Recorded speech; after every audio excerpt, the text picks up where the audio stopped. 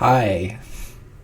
So I'm going to explain my prime harmonic sequence generator and all of its parts and what they do. Oops. I hate that. I want to turn that off. I'll do that later. Okay, anyway. So, here it is. And I'm going to go through each part and show you what it does. So, this right here is basically the whole program. I mean, this is when I started typing up here, this is what I meant. I mean, when I started typing up here, I meant it was all for that. Oh no, I deleted it. Okay, so what does this do? Well, I've already shown you. You probably don't understand, but PHS, let's do 50,000. Let's see 50,000. Oh yeah, I have to do that. PHS 50,000. See how long it takes. What?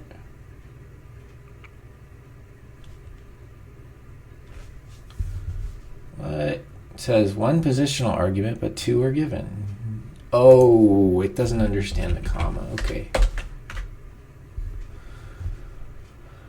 Yeah. It gets exponentially more and more processing time the higher the number is. 50,000 took a long time. But it's a lot of fucking numbers. And you think, why does it take so long just to list out these numbers?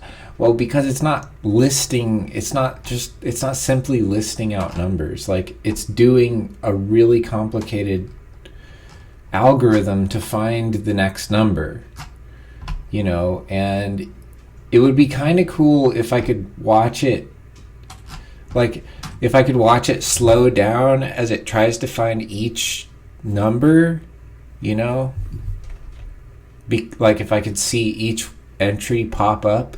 I might figure out how to do that later, but currently this is the extent of my Python knowledge.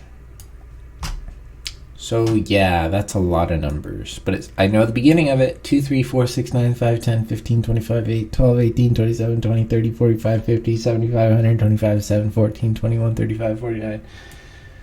I've got it all memorized. I know I can construct it in my head pretty quickly as far as a human is concerned, but this thing could do it really fast, and I can't. Anyway, let's see what all this is. So this is what I typed in. Now let's see what each of these things do. If you just want to look at each one of these functions individually, we'll start from the bottom and work our way up. So that's a prime harmonic sequence generator. It generates a prime harmonic sequence. You put it in an n. That's how many entries there are. See, I'll show you. PHS 1 just shows you the first one. PHS 2 shows you the first two. Very simple. And that's all there is to that. But in here you can see, let's see, there's a function, HS. So PHS uses HS.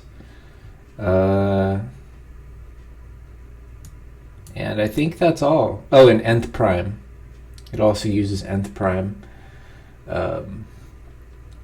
Nth prime is the only part of this that I didn't do myself, because somebody else found a really quick way of finding prime numbers, and I just wanted to do that really quick because, like, that right there, that produces the nth prime. So look, I type that in, nth prime. Dang it, I hope this video isn't like so high resolution that you can't see it, but whatever. So nth prime, what is the 10th prime? 10th prime is 29, very quick. That thing's fast. I made a prime number generator before, but it was much longer than that. I kind of understand all of this. The only part that I don't really understand is all of this. So I don't exactly know how you can do a for I and I range right in the middle of an if statement, but whatever, we'll figure that out later maybe. I don't know how to figure it out. So I'm not sure what to type in on Google. Anyway, so the nth pH we already know about. So let's see, nth pH. Type in what is the 100th number in the prime harmonic sequence. It's 1375.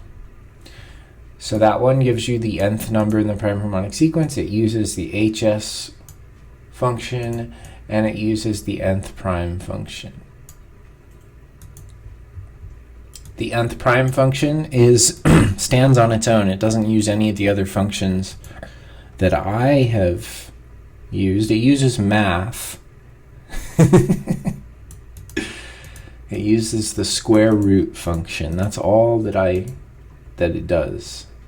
But I didn't make the square root function. That's just math.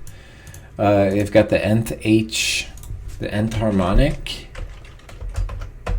which gives you the nth harmonic. I don't even know what to call those. They're lists of factors of the 100th prime harmonic. So here we've got 0, 0, 3, 0, 1. I did the 100th nth prime harmonic and the 100th nth harmonic. 0, 0, 3, 0, 1. What that equates to is 2 to the power of 0, but in this program, power is written like that, 2 multiply. 2 to the power of 0 times 3 to the power of 0 times 5 to the power of 3 times 7 to the power of 0 times 11 to the power of 1. Oops, power of 1. 1375, there you go. It's the same number. That's how it works. So basically basically the prime harmonic sequence it happens right here. It does this, what I did here, it does that right here.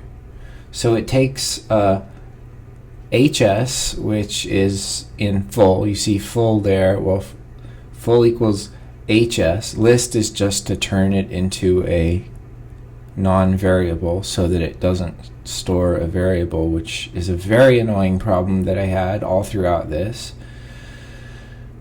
HS is the function, so it uses HS. It says, what is HS? HS is probably the most complicated of them all, but PHS is the one that gave me the biggest headache. And it was because of this stupid thing, this list thing here. And also this was really difficult to get right, but I got it right up here. It's pretty much identical to that, but I had to change this to full because it was storing it as a variable rather than the actual numbers, which is something that was a problem due to this for loop, I'm pretty sure, because every time it would sequence through this for loop, it would change the variables, and then the variables would end up, it would just be a list of the exact same number over and over, but that's, I don't want to get into all that. So anyway, this right here does what this does. See, it says product times equals. Times equals means equals itself times this. So product equals product times nth prime to the power of. Now so this is the harmonic sequence right here. Full is the harmonic sequence. And then j minus 1. So let's try that. Let's see if full. No, I don't think full does anything, but let's look at HS. Yeah, so let's go up here because like I said, this is the same as this. Oops. So we'll look at HS of n. So look at HS of 100. That's the harmonic sequence of 100 values. Now, we do HS of 100 of the 97th. So what this is going to show you is the 97, but it starts at 0. That's the weird thing about Python. This is the 99th, even though it's the 100th in our normal human being counting system. That's really the 99th in Python because it starts counting at 0. That's the 98th. That's the 97th. So if we're lucky, this should return 10201. Yep. Now, HS of 100 of 97. But you see, what I'm doing up here is that what I'm doing down here is the same thing as what's up here. HS of n, that's where the 100 goes. N minus 1, well, that was what I did here. I could have done 99, it would have given the last value. But down here you can see I use different variables. I use I and j because this one does kind of a different thing than what this does. But whatever. So basically I'm doing this down here. So full and HS are the same thing. You put in j minus 1, that's what 100 is, I guess. And then I is going to be, alright, so you see this here, that's a list within itself. Now this is a list of lists. Every time there's these brackets, that's a list. And as you can see, there's a bracket on the end and a bracket on the beginning. They're highlighted in green there. So it's a list of lists, and within the list of lists are lists, and this is one of the lists. And so when you call one of these extra brackets on the end of the HS function, that picks one of the lists within the list, and then if you want to pick a list within the list within the list, now if you want to pick an entry within the list, you have to choose a number. So if we say 0, because remember it starts counting at 0, say 0, that's 1. Go back to it, say it's 1, that's a 0. Go back to it, say 2, that's a 2, and it's going to be 0, and it's going to be 1. Yay! Okay, so that's what it does. It takes the nth prime and puts it to the power of each one of these, and then multiplies them all together. And that's exactly what I did up here to give you the same number. See, I did this manually. What the program did automatically right there. Okay, now let's move up and explain the rest of this shit. And by the way, these loops, that was a pain in the ass. But this is a loop, and this is a loop within a loop. Okay, so this is a loop. This loop goes from there to there. It goes 1, 2, 3, 4, 5. For each entry, so it does a loop, and this is the outer loop, this full thing. So it's a loop within a loop. That's how it goes through each entry. 1, that's the J, that's the J from this loop. 1, 2, 3. Now this is the I. 1, 2, 3. So that's why it's a loop within a loop. It goes through each small loop, and then it has to jump to the next entry in the big loop. And that's why it takes so long. So up in those high values, let's see. HS of 1000, it's going really high. These are prime numbers. It has to calculate the prime. It has to do this crazy thing here, and it has to do the HS function itself, this big giant thing, which is really hard to explain so far, but I'll get there in a second. Now nth prime, that just finds the nth prime. I already showed you that. I know how it works. I'm not exactly sure what this 4i and I range. This is beyond my level, but not so far beyond my level. I'm sure I can figure that out if I just spend some time on it. Now nth h, that just puts hs in and finds one of the parts of it. So nth h of 100, that's the 100th prime number, or the 100th prime harmonic number, I guess. 0, 0, 3, 0, 1, that is 2 to the 0 times 3 to the 0 times 5 to the 3 times 7 to the 0 times 11 to the 1. 1375. I already did that, didn't I? Yeah. So yeah, nth pH is the same thing, 1375. There we go. Now we're going to talk about HS, the harmonic sequence function, which is that. Now don't worry about this global shit. This is just like, I'm trying to get the variables to behave, because you can have two different variables that are named the same thing in Python, and they will mean different things even though they have the same name, because you're in a different function. Some of the variables only work within the function, so you have to globalize them in order for them to work in the entire program rather than just the function. So that's a little bit annoying. Name some variables. So I've got now and I've got stored. These are the two main variables. As you can see, now is a list and stored is a list within a list. So what does that mean? Well, let's look at it. Let's do PHS 10. I think now is going to be the 8 now, but it's going to be in harmonic sequence form. So now, oh, that's not really how it works. You just type in now. It's 2, 1. Maybe it doesn't store it quite correctly, but if you do stored, well, you can see that's the 8 because it's 2 to the 3rd power. Now that's 2, 1. That is going to be 4 times 3. That's 12, and 12 is what comes after 8 in the sequence. So basically, it's now is storing the next value, but it hasn't stored it yet. So it's okay that that's that way. I don't really care. All I care about is stored. Now, so basically now goes through each value. So see, if I do PHS of 9, it's going to do the 25. Now it's 25. 5 is 2 to the 0, 0 is 1. 3 to the 0 is 1.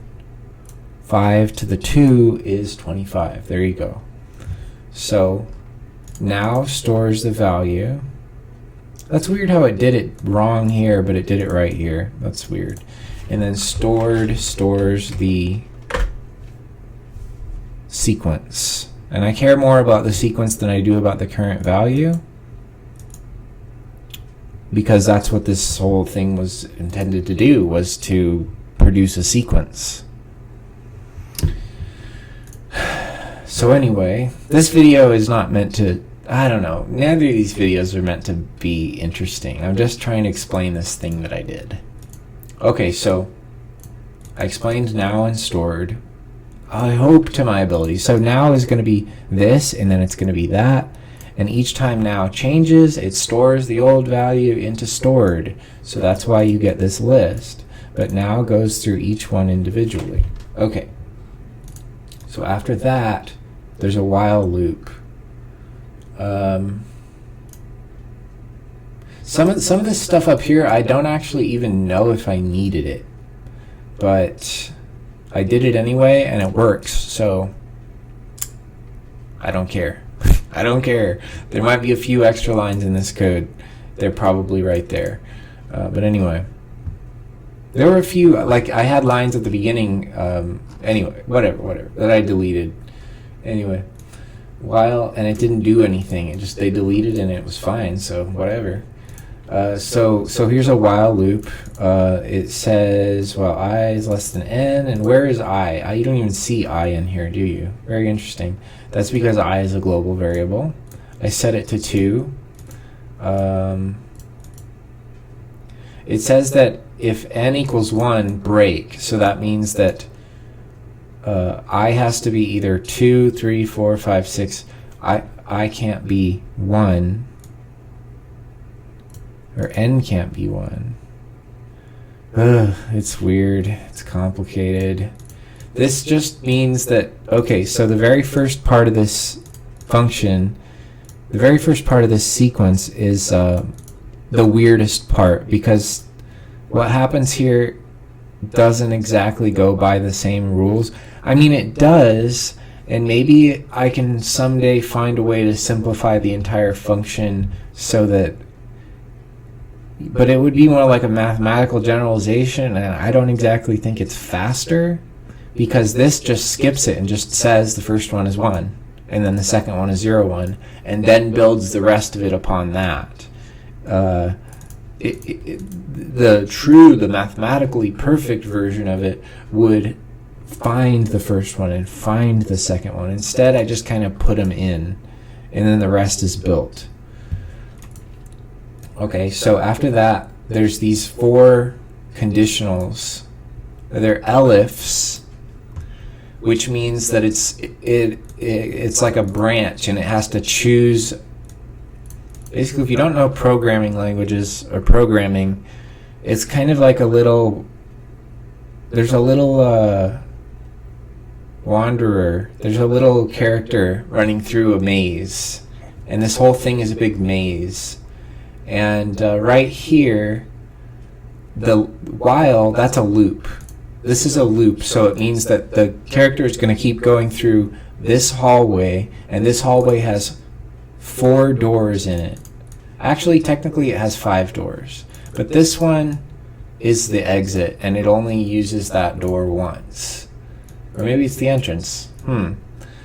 Anyway, it only uses this door once, but it uses these doors many times, and it jumps from door to door. It uses this door a bunch of times. This door is a little fewer, this door is a little fewer, and this door is...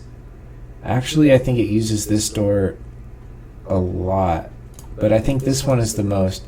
Anyway, so what does this door do? So these are the different parts of the sequence. This one is new prime. This one is add 1, this one's pile up, and this one is also pile up, but it's pile up from the bottom. So it changes now all the way to the bottom and then piles up. This one piles up from where you are, and it actually requires the add 1 to get there in the first place. But this one piles up from the very bottom. So what does that mean? Okay, so well, actually no, I'll do HS of 20.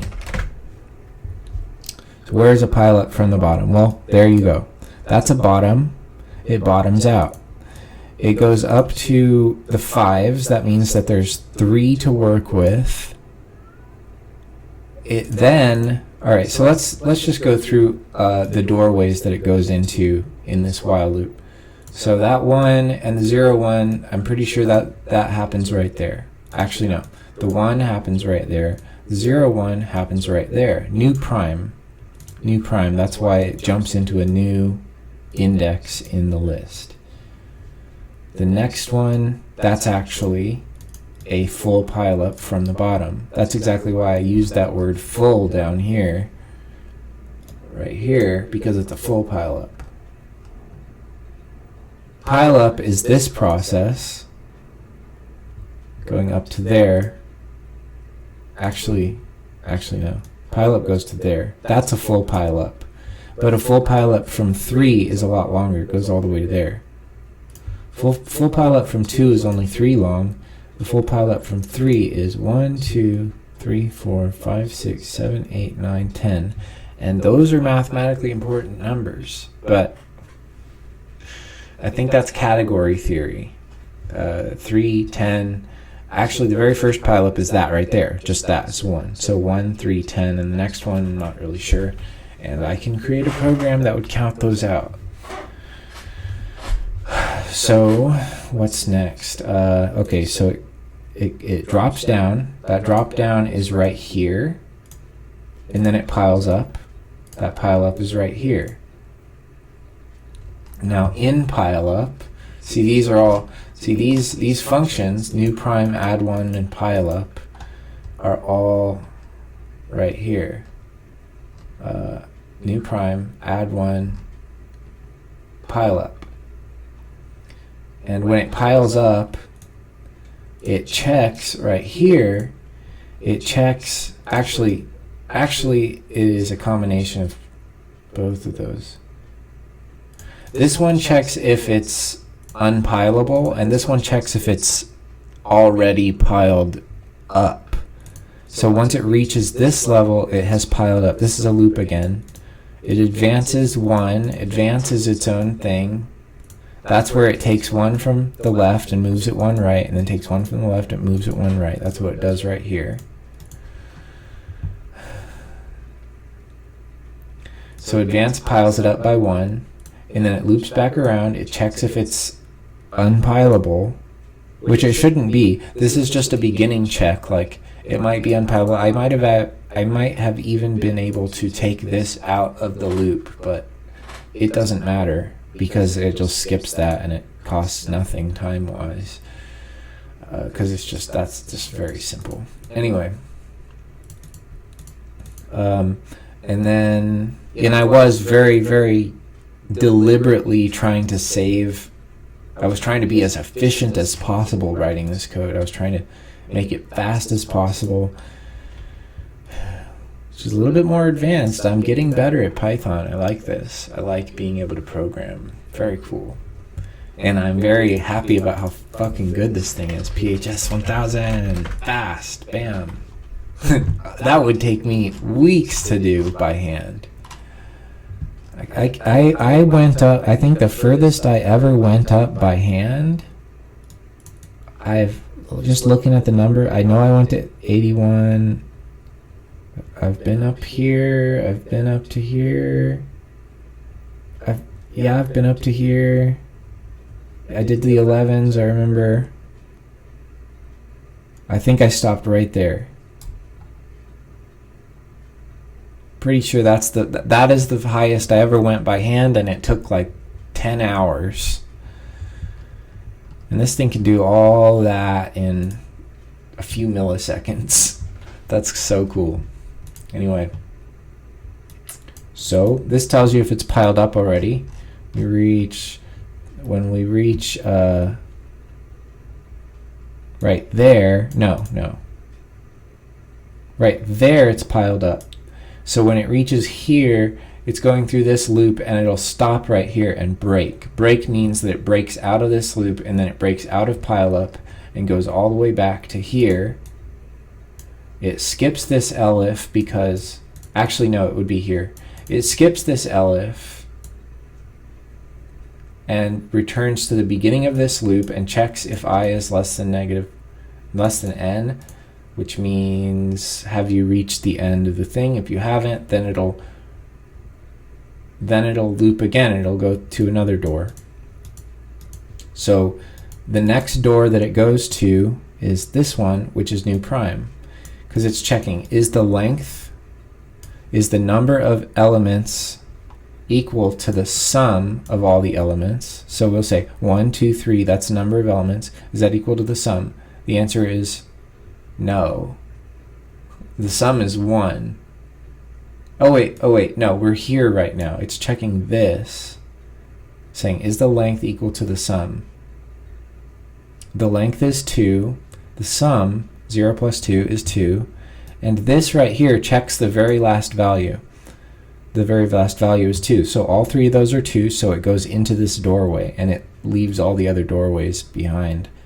Until, like, I'm not sure, it might go in, yeah, after that it goes here. Okay, so it checks all that, says it's right, so it goes into new prime. What is new prime? New prime is the very first one I wrote. New prime simply says all these values are 0 and add 1 to the end. So this is all these values are 0, does a for loop, goes from the beginning to the end of whatever sequence it's in, calls them all 0 right there, and then it appends 1 to the end, and that's the append right there. And then it goes to store, and pile up stores. Wait, where does it store with pile up? That's weird. Oh, there it is. So pile up and new prime are the only places where it stores things. And when it stores, that's when it creates this sequence.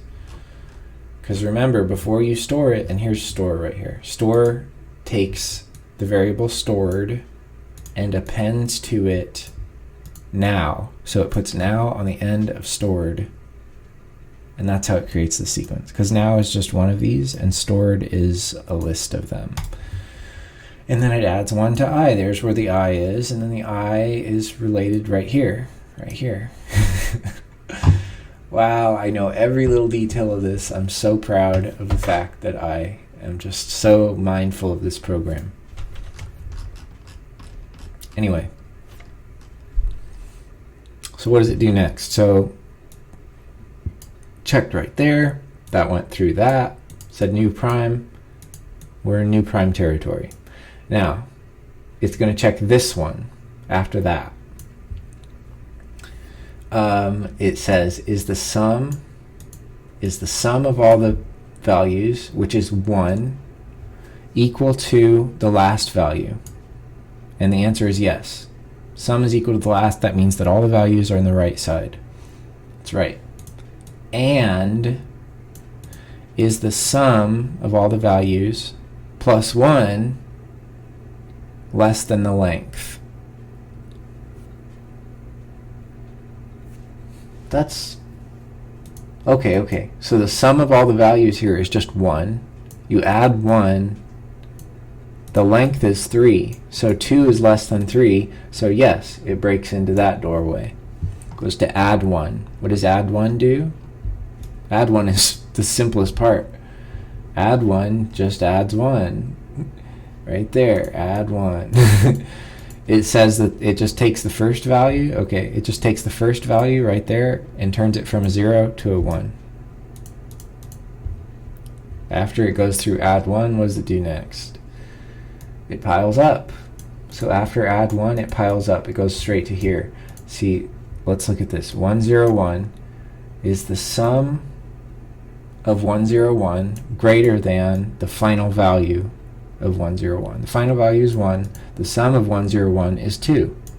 So it piles up. Goes to pile up. Pile up. Takes it there. So what pile up does,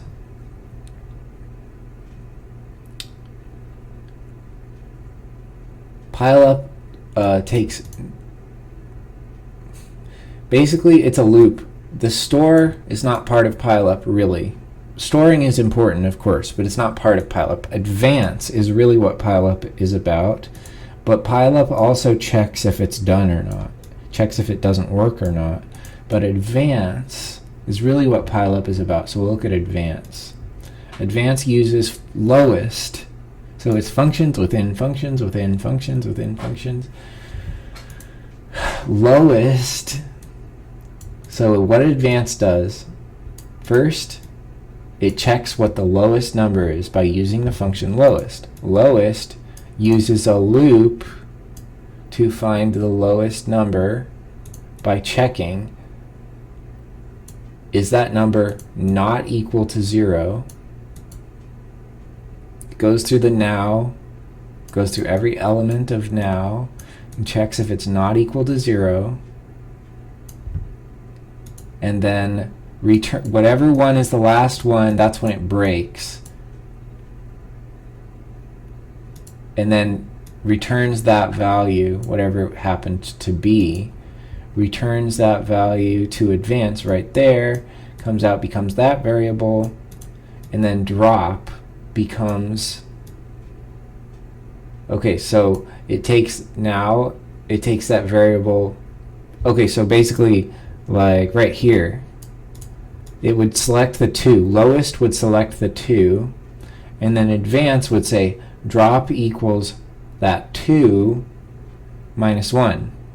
So that's why this 2 becomes a 1, because it's minus 1. Now of low equals 0. What does that do?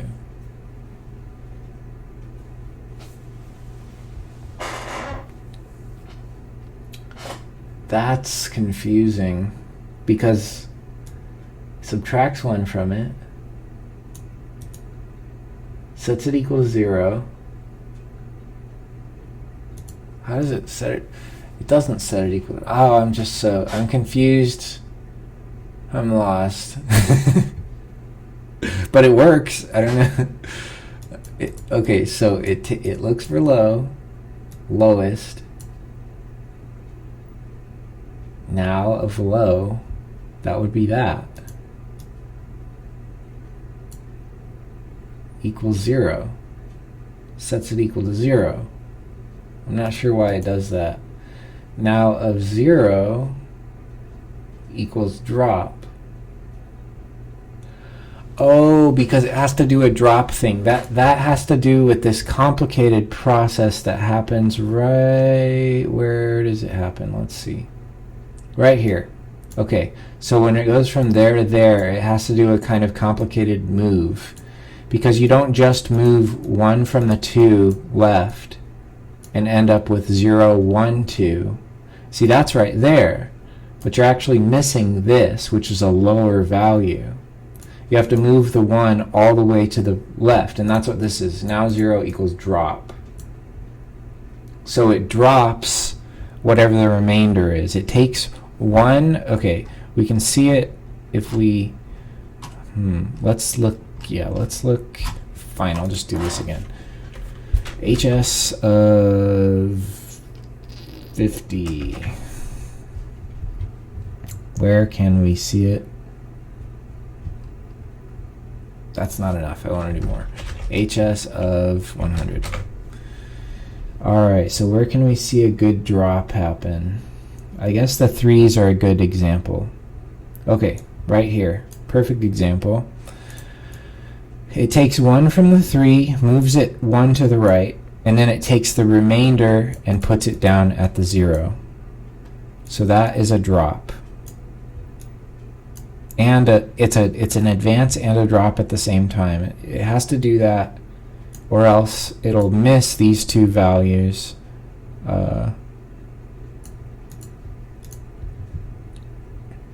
So that's what all that is. Now here, it's not in a loop, it just does it once. Advance is just a one-time thing. And then it says the length of now minus 1 is equal to low. Oh, that's weird. So the length of now, that's going to be... Alright, so it already changed now. So we went from here to here. Now it's going to say, is the length, which is 1, 2, 3, 4, 5, equal to low, which is the old lowest number, which was that. And that's 2. You know, it says 3, but it's the second value. So it says, is the length equal to low? If not, or if it is, then you append 1. Now that doesn't happen right there, so because it breaks through that. I mean, it goes past that one and goes into else. It says now of low plus 1 plus equals 1. So that's where that 1 comes from. So first it drops the 2 down, and then it brings the 1 up right here. But sometimes that's the reason that this is here, is because there's a case where sometimes it can't bring the 1 up because you've run out of values, and let's find where that is. Right here. That's a perfect example of it. Well, not a perfect example. Let's look right here. Now let's look right here. This is a perfect example of it. It takes 1, moves it to the right. It needs that append in order to make the list go from 2 long to 3 long. It takes 1 from there, moves it to the right, uses this append, because look, now the length of now is 2 right here. The low was the second one. So therefore, the length is equal to the second one, which means that the lowest value was the highest element. So it appends one to the end of it and then moves the rest down to the bottom, but in the reverse order. That's what advanced does. So pileup uses that, it goes through and then stores it. I mean, it's a loop, so this looks like it's before, but it's actually after because it's a loop. So it advances it, checks if it's usable, and then stores it, and then checks if it's done or not. If it's done, then it breaks out. Let's go back. That was pileup. And then a full pileup checks this. And this only happens it happens infinitely many times in the sequence. But right there's a good example of it. It's a full pileup beginning. It checks, is the last value in now equal to the sum of now? Right there. The sum is 2 and the last value is 2, so yes, that's true. And is the sum plus 1, which is 3, sum is 2 plus 1 is 3, equal to the length? 1, 2, 3, yep. So it satisfies both of those things, opens this doorway, says now, the entire now is now simply the length of now. So it just takes the whole thing and makes it into a one value, and it's the length, which is 3. I could have used anything. I could have used the sum plus 1, because that's a 3. I could have used now minus 1, because that's... An interesting thought is which one would be the fastest. So when you have a choice like that, you have to choose which one is the fastest. Now I wonder which one is the fastest. Is it choosing the last value? Is it adding them all together and then adding 1? Or is it simply choosing the length? I chose the length. Think about that. What would be faster? Counting the length of the elements? 1, 2, 3? Or, I know that sum would probably be the slowest, but the last value in the sequence, is that faster than counting the entire sequence? You actually have to add 1 to it. Now, I think length is probably a safe bet for one of the fastest things I could have done. So it breaks the entire now down and makes it simply the number that was the length of this. And then it piles it up. It piles it all the way up to there. When it gets there, it loops back around and gets here. It says the length is equal to the sum is equal to the last value. That's a 3. And then it goes new prime. That's how this thing works. Whew, I think I did it all. I think I said everything. I think I did. I did. That's how it works. So why, right? Why is your next question, if you're even, like, nobody is listening. Why is your next question? Why did I do this? Okay, so the prime harmonic sequence contains every number. It contains all the numbers, okay? So PHS 100. It contains every number except for 1, I should say. It contains every whole number greater than 1. Just once. Just once for each number. So it is rearranging all the numbers in such a way that prioritizes prime factors and makes the smallest prime factors come first and the largest prime factors come last. That is what this sequence is. It is a way of counting multiplicatively rather than additively. Instead of adding 1, you're adding a factor, or you're changing a factor to a higher factor. But it says that adding a factor is more advanced than than changing which prime the factor is. So so for example, going from 5 to 10, or no, that's a bad example. Going from 8 to 12 is better than going from 8 to 16. 16 is it even here yet? 16 comes later. Another thing I need to do is create a function that I can type in one of these numbers and it'll tell me where in the sequence it shows up. That's a very cool and probably one of the most complicated, most difficult. That's a P versus NP. I think that's an NP. I love math. Okay, yeah, going from 8 to 12 is so much better than going from 8 to 16 because 16 has 4 factors, 4 prime factors. 2, 2, 2, 2. 8 is 2, 2, 2. 12 is 2, 2, 3. 2, 2, 3 is simpler than 2, 2, 2, 2, I think. So I prioritized changing the factors over changing the number of factors. So the number of factors stay the same until you have filled out every single one of the numbers of factors up to that prime, and then either you go to a new prime or you add a factor until you reach the number of factors equal to the numbered prime that is the top prime in that list. And then once you have filled up that, then you add a prime. So that's what happens right here. 5 times 5 times 5 is the third prime 3 times 3 prime factors.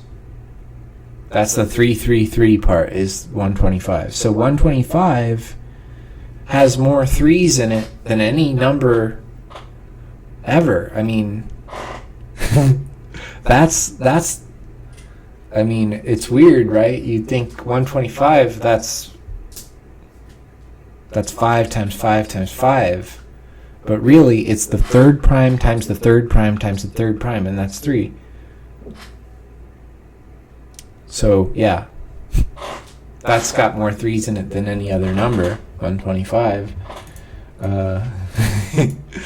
I like this. I think it's awesome. I don't know if it's useful. I did find Pascal's triangle in it, which is another thing that I'm going to do with it. As far as programming is concerned, I want to study it. I want to do graphs. This is just V2, and I want to keep doing this for the rest of my life. And maybe I'll discover something very interesting within this sequence. Maybe I'll be able to utilize this sequence for something. So far, I just think it's cool. I have no idea what it's for, and yeah. So I'm done. I think I'm done. I think I explained it.